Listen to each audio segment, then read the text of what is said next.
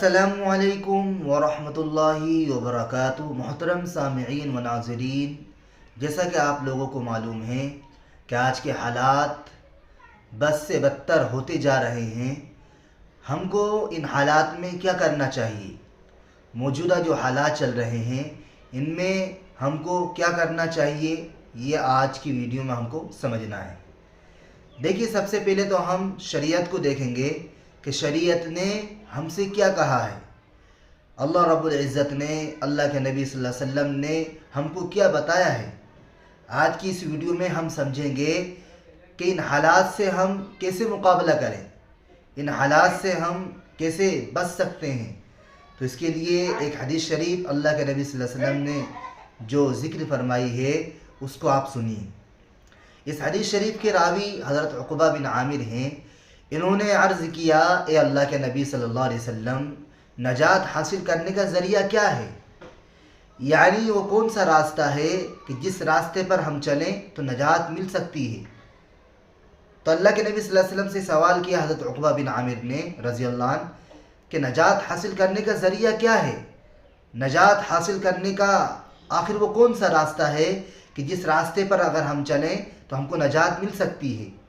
تو اللہ کے نبی صلی اللہ علیہ وسلم نے 3 باتیں ارشاد فرمائی جو ہم کو سننا ہے اور غور سے سننا ہے اور عمل کی نیت سے سننا ہے اور یاد بھی کرنا ہے انشاءاللہ، کہ اگر انسان ان 3 باتوں پر اگر عمل کر لے تو انشاءاللہ اللہ رب العزت اس کو دنیا میں بھی کامیابی ہر اعتبار سے عطا فرمائیں گے اور آخرت کے اعتبار سے بھی انشاءاللہ اس کو کامیابی اور کامرانی ملے گی۔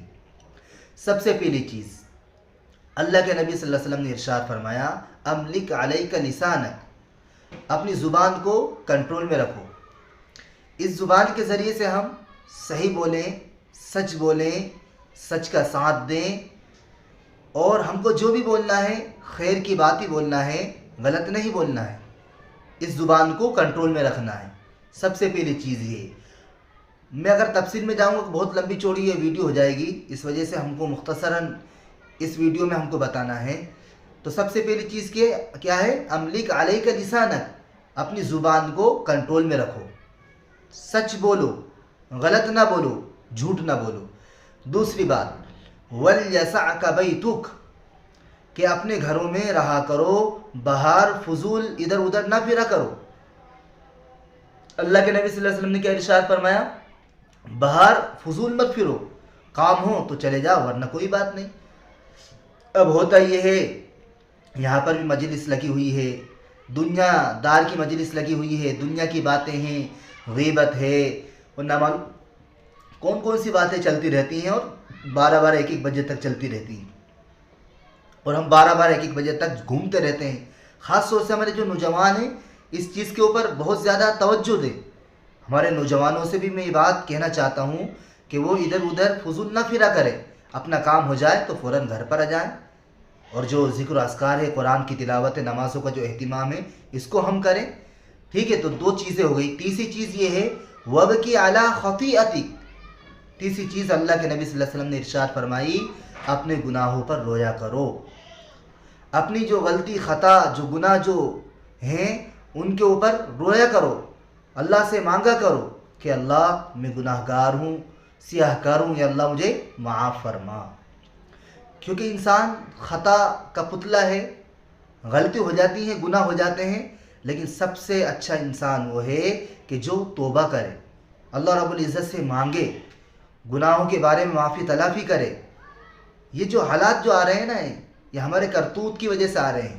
قرآن کریم میں اللہ رب العزت نے ارشاد فرمایا، ظہر الفساد فی البر والبحر بما کسبت ایدی الناس، کہ زمین میں جو فساد ہو رہا نا، جو فساد برپا ہے، وہ گناہوں کی کرتوت کی وجہ سے، یعنی ہمارے جو اعمال ہیں ان کی کرتوت کی وجہ سے ہم پر یہ چیزیں آ رہی ہیں۔ اس لیے آپ سے گزارش ہے، مؤدبانہ درخواست ہے کہ آپ ان جو 3 چیزیں جو میں نے آپ کو بتائی ہیں ان کے اوپر عمل کریں۔